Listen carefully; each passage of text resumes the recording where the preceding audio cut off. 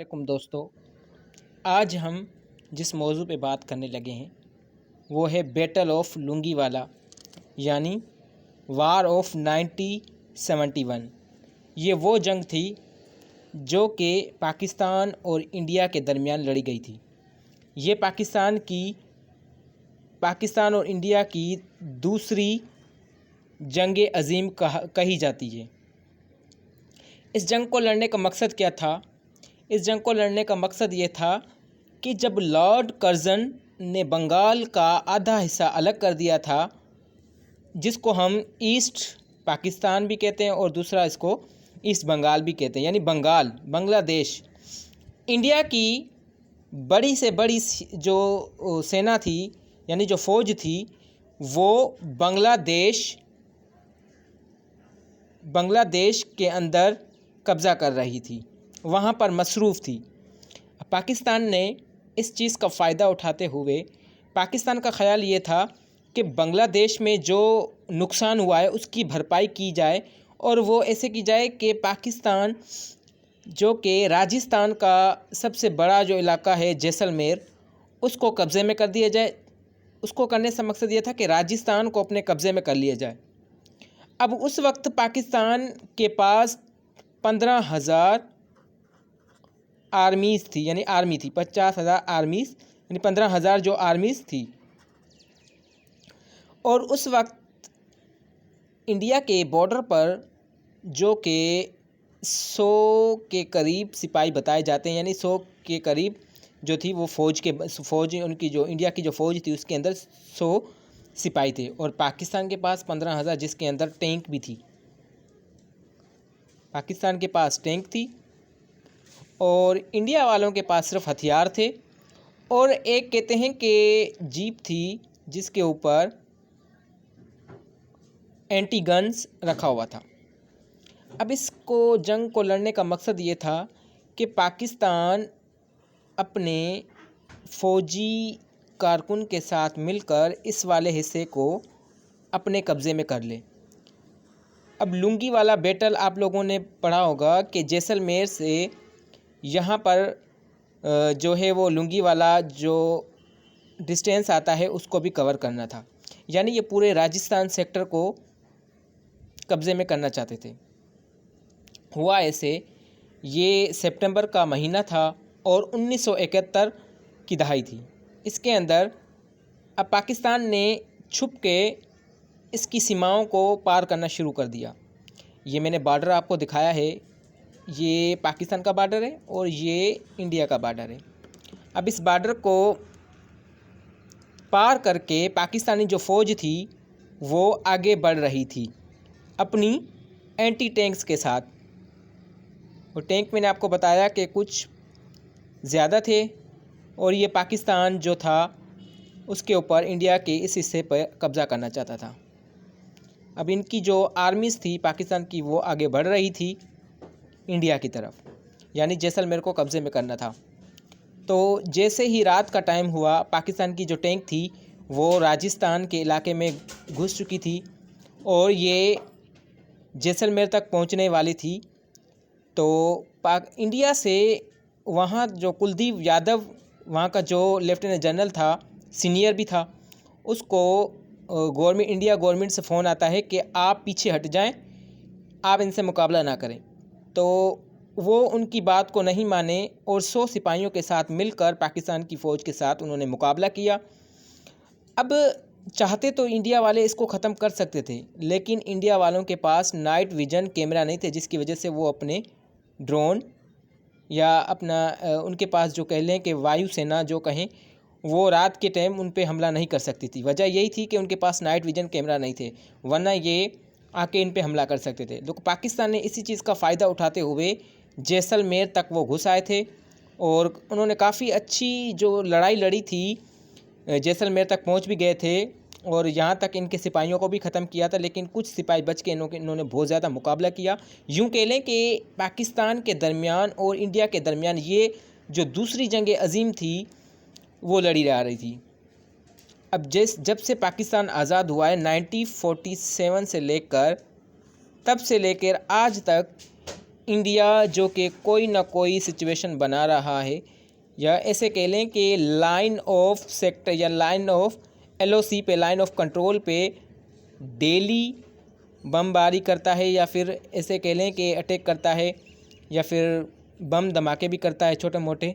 वो इसलिए कि इंडिया जो चाहता है कि पाकिस्तान से दुश्मनी मोल ले। 1947 से लेके, यानी ये बात उसको कभी हज़म नहीं हुई कि पाकिस्तान क्यों आज़ाद हुआ। आखिर पाकिस्तान को आज़ाद नहीं होना चाहिए था, मुसलमानों को हमारे कब्ज़े में होना चाहिए था। जो वल्लाह आलम जो रब को मंजूर हुआ वही हुआ। तो ऐसा हुआ कि पाकिस्तान की इस लड़ाई के अंदर, इंडिया और पाकिस्तान की लड़ाई के अंदर, जो इंडिया था वो ये जंग जो था वो जीत गया, और पाकिस्तानी सेना को, जो पाकिस्तानी सेना थी उनको कुछ को ख़त्म कर दिया गया था, और बाकी जो थे वो पीछे हट गए थे। तो यूँ कह लें कि ये हमारे मुसलमान जो भाई थे वो इसलिए आगे बढ़े थे, इस इलाके को कब्ज़े में इसलिए करना चाह रहे थे क्योंकि बांग्लादेश एक बड़ा इलाका था जिसका नुकसान का जो ज़िम्मेदार अगर कहने वो इंडिया था। वो उस वक्त यहाँ पर मसरूफ़ था बांग्लादेश में। तो पाकिस्तान इस नुकसान की भरपाई करने के लिए इस हिस्से को अपने कब्ज़े में करना चाहता था, और कर भी चुका था, लेकिन इन्हों के कुछ सिपाही थे जिन्होंने इनका मुकाबला किया। फिर यूँ हुआ कि जैसे ही सूरज दिखा, जंग के दूसरे दिन दूसरा सूरज जब दिखा, तो इंडिया की तरफ से जो कि एयरफोर्स के जवान थे वो पहुंच गए थे। फिर इन्होंने एंटी टैंक्स को ख़त्म करना शुरू कर दिया था। अगर ऐसा नहीं होता तो आज ये वाला हिस्सा राजस्थान का हमारे कब्ज़े में होता। आज भी हम अगर देखें, अगर मैं कहूँ थर पारकर की बात करूँ, थर पारकर यानी नंगर पारकर, उसका एक अज़ला है नंगर पारकर।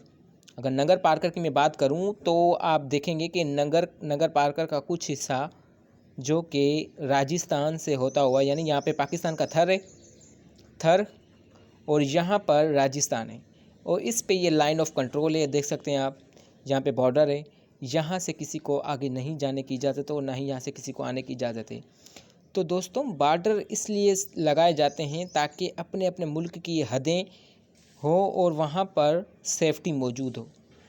तो उस दिन से लेकर, मतलब वहाँ ये जितने भी जंगें हुई अब से लेकर, अब इंडिया चाहता है कि मैं पाकिस्तान से मज़ीद बेहतर हूँ, लेकिन इन हालातों के होते हुए भी हमारे हुक्मरान चाहते हैं कि हमारे जो मुल्क के नुमाइंदे वो चाहते हैं कि इंडिया आए, हमसे पीस और अमन करें, यानी अमन चाहे, हम बैठ के बात करें, और हम चाहते हैं कि दोनों मुल्क के अंदर प्यार और मोहब्बत हो, और इन दोनों मुल्कों के लिए जो बॉर्डर है वो हमेशा खुले रहें। आज भी होता है ऐसे। अगर मैं वाघा बॉर्डर की बात करूं, वाघा बॉर्डर जो कि पंजाब साइड पे लगता है, आज भी लोग वहाँ से परेड, यानी परेड भी होती है वहाँ पर, एक तरफ इंडिया होता है दूसरी तरफ पाकिस्तान, वहाँ पर भी बॉर्डर खुलते हैं, लोग जो हैं वो इंडिया जाते हैं, पाकिस्तान भी आते हैं, पाकिस्तान के। अब पाकिस्तान के लिए एक और बड़ी अपॉर्चुनिटी ये है कि जो हमारे सिख भाई, सिख भाई, उनके लिए पाकिस्तान के अंदर, लाहौर के अंदर गुरुद्वारा जो है वो बनाया गया है, गुरुद्वारा बनाया गया है, जिससे इंडिया के जितने भी सिख हैं वो बाबा गुरु नानक, लफ्ज़ तो आपने सुना होगा कि बाबा गुरु नानक की ज़ियारत करने के लिए वो पाकिस्तान की तरफ आते हैं लाहौर से। तो ये समझ लो कि इंडिया वालों के लिए बहुत अच्छी। तो यही वजह है कि इंडिया और पाकिस्तान की जो ताल्लुकात है वो आपस में अच्छे नहीं हो पा रहे। उम्मीद करता हूँ कि मेरी ये बनाई हुई वीडियो आप लोगों को बहुत पसंद आई होगी। तो आप लोगों ने जाना 1971 की जो वार हुई थी, जो जंग हुई थी, वो पाकिस्तान के बीच में इसी वजह से हुई थी। तो उस टाइम से लेकर, तो उस वक्त पाकिस्तान के जो हालात थे वो तमाम बहुत ख़राब थे, क्योंकि लोगों के अंदर खौफ व हरास था कि भाई अब इंडिया जो है वो पाकिस्तान के ऊपर हमला करेगा, क्योंकि पाकिस्तान की सीमा जो थी वो उनकी हदूद में घुस चुकी थी और उनके इलाकों को तो जो है वो कब्ज़े में कर रही थी। तो इस वजह से पाकिस्तान के बीच में जो उनकी जो आवाम थी उनके अंदर खौफ व हरास था। लेकिन हमारे जो नुमाइंदे हैं उन्होंने बैठ के अपने जो है गलत मिसअंडरस्टैंडिंग को जो ख़त्म किया, और उन्होंने जो अपने ताल्लुकात को मज़ीद बढ़ाने के लिए मुख्तलिफ़ मीटिंगें ज्वाइन की और ऑर्गेनाइजेशन से भी बात की। अब इस वक्त मैं एक और ऑर्गेनाइजेशन की बात करूं जिसका नाम है सार्क। अब इसके अंदर 8 ममालिक जो है वो इसके मेंबर्स हैं, इसमें पाकिस्तान और इंडिया भी है। तो यही वजह थी। अब मैं पार्टीशन ऑफ बंगाल की बात करूं तो पाकिस्तान की उसकी पार्टीशन की बात करूं तो बंगाल पार्टिसिपेंट क्यों हुआ, क्यों था, उसको अलग करने की वजह क्या थी। जब लॉर्ड कर्जन ने देखा कि एक बड़े बड़े सगीर के अंदर जो कि इतना बड़ा इलाका था बांग्लादेश का, उसको संभालना बहुत ही मुश्किल था, तो उसमें लॉर्ड कर्जन ने क्या किया कि इसके दो हिस्से कर दिए। एक हिस्सा कर दिया जो कि ईस्ट पाकिस्तान कहलाता है यानी ईस्ट बांग्लादेश, दूसरा कर दिया वेस्ट बांग्लादेश यानी वेस्ट पाकिस्तान। तो उस वजह से लेके तब तक क्योंकि पाकिस्तान के साथ बंगाली जो थे हमारे भाई वो बिल्कुल खुश थे, और कुछ वजह से भी जो कि मिसअंडरस्टैंडिंग थी उनके बीच में, बंगाली और पाकिस्तानी भाइयों के बीच में, वो कुछ जो थे वो हालात पहले जो ख़राब थे लेकिन बाद में वो सही हो गए। अगर इस वक्त देखा जाए तो बांग्लादेश एक अलग कंट्री की पहचान रखता है और वो हमसे काफ़ी जो है वो बेहतर भी है। लेकिन इंशाअल्लाह हम भी कोशिश करेंगे कि हम अपने मुल्क की बेहतरी के लिए कुछ ना कुछ करें। उम्मीद करता हूं कि 1971 की वॉर आपको समझ में आ गई होगी कि असल जो इसमें बात यही थी कि इसका नुकसान जो था पार्टीशन और बंगाल में जो हुआ था, यानी बांग्लादेश के अंदर जो नुकसान हुआ था, हमारे पाकिस्तान भाई सिर्फ उसकी भरपाई करने के लिए जैसलमेर और ये राजस्थान के सेक्टर को कब्ज़े में करना चाहते थे, लेकिन अनफॉर्चुनेटली ऐसा हुआ नहीं। उन्होंने बहुत कोशिश की तो ये जंग वहीं पर ही रोक दी।